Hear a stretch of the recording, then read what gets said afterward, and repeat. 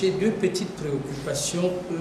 Toutes les fois que je vous entends parler, j'ai vraiment l'impression que le problème des loges et des relations franco-gabonaises est vraiment un cheval de bataille pour vous. Et à l'allure où vont les choses, j'ai tendance à vouloir vous dire que vous ne gagnerez jamais ce combat.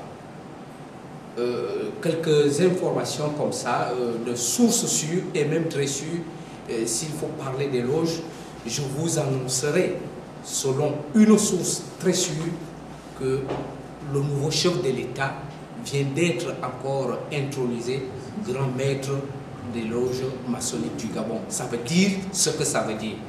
Alors, moi j'ai envie, plutôt tendance, de vous amener effectivement à mener votre combat ailleurs. Parce que sur ce point-là, vous risquez de ne jamais le gagner.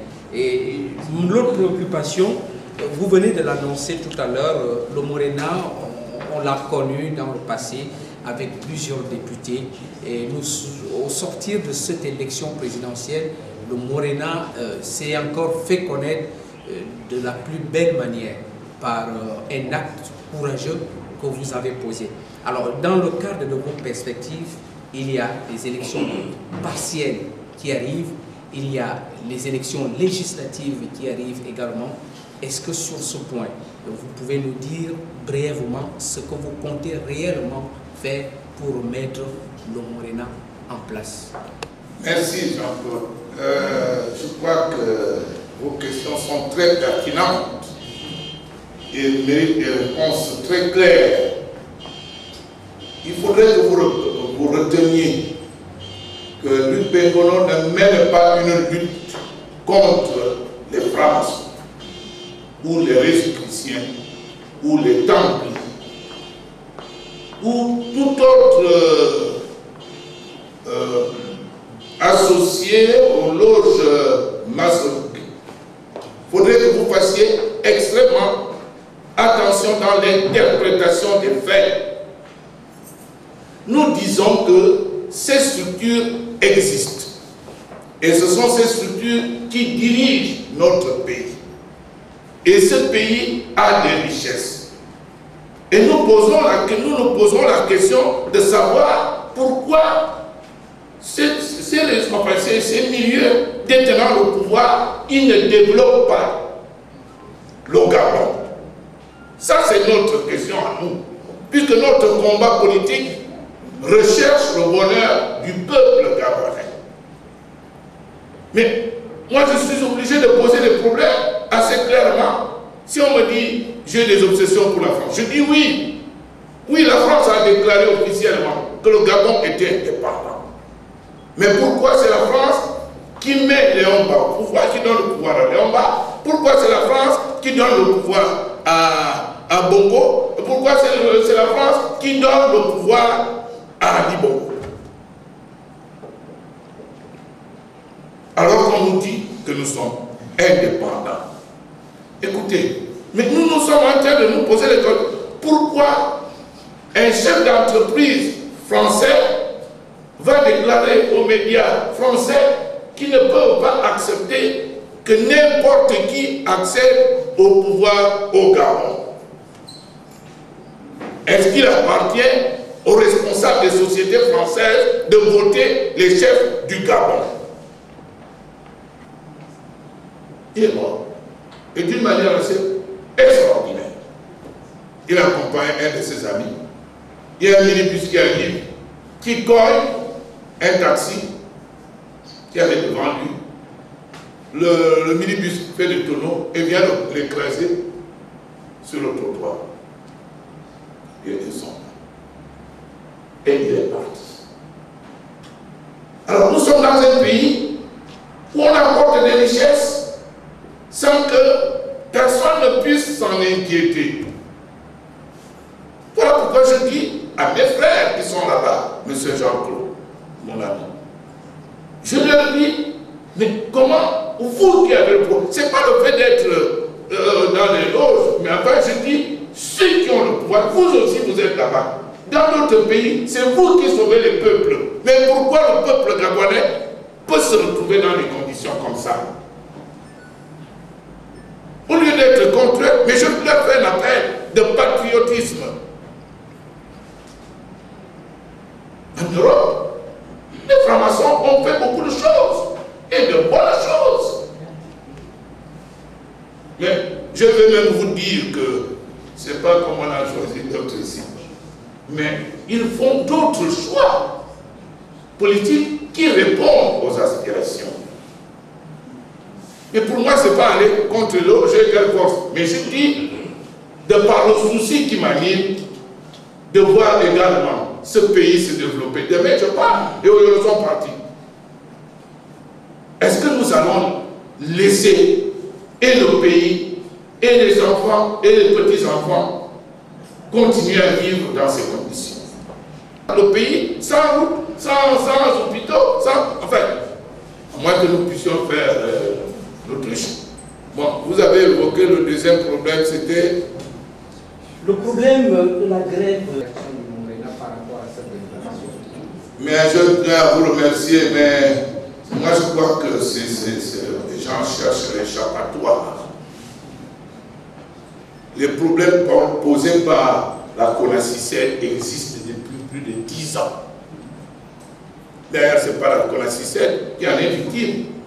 Tous les secteurs administratifs au Gabon ont des fonctionnaires qui travaillent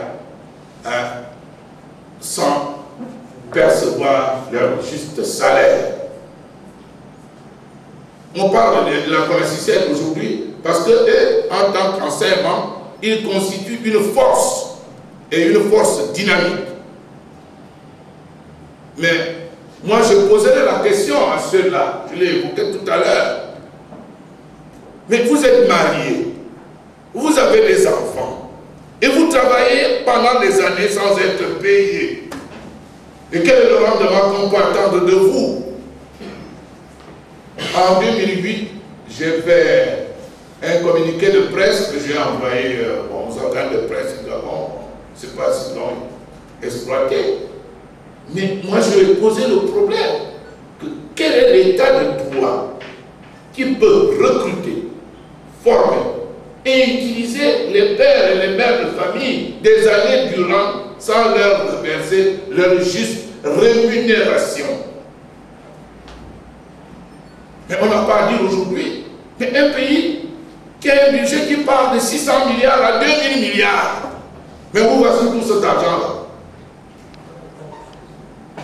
Hein, monsieur, posez-leur la question. De 600 milliards à 2000 milliards. Sans payer. Dans cette note, j'ai même soulevé le problème des loyers. J'ai soulevé le problème des loyers. Il y a quelques années, on a réduit les loyers de l'État, les baux, sous prétexte que le baril de pétrole avait baissé. Mais depuis que le baril de pétrole atteint 100 $, mais on n'a pas régularisé la situation des bailleurs. Et quand on regarde, les bailleurs sont souvent des gens du troisième âge qui vivent d'une maigre pension. Même avec ça, on les fait marcher. On les fait marcher. Enfin, il y a un certain nombre de questions. Et même dans ce groupe, je disais, dans ce pays, se faire intégrer, avoir un avancement, se faire payer, un rappel, tout ceci constitue un parcours de combattant. Parce que dans notre Gabon, il n'y a plus de droits, il n'y a que des faveurs. Mais il faut que cela prenne fin. Et ça ne peut prendre fin que si ceux qui en sont victimes posent clairement et d'une manière responsable le problème.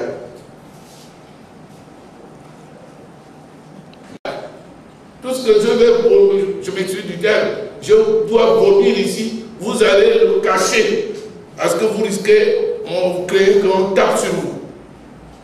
Mais ce n'est pas vous qui parlez, c'est nous qui parlons. Et nous parlons pas seulement pour vous, mais pour le peuple gabonais. J'ai suivi sur une radio extérieure ce matin un monsieur qui disait, mais il faut que les murs tombent. Il faut que les murs tombent. Le mur de Berlin est tombé. Le mur entre les Juifs et oui, voilà, doit aussi tomber. Doit aussi tomber. Parce que les gens, après la chute du mur de Berlin, ils pensent qu'il n'y a plus de mur. Et qu'il y a des murs qui ne sont pas visibles. Les murs entre les riches et les pauvres. Hein? Les murs entre certaines communautés. Il faut faire en sorte que ces murs tombent. Mais à la question de savoir, mais qui devra faire tomber ces murs? Le journaliste a répondu, il faut que le message de ceux qui mettent en cause l'existence de ces murs soit relayé par la presse. C'est ça le rôle de la presse.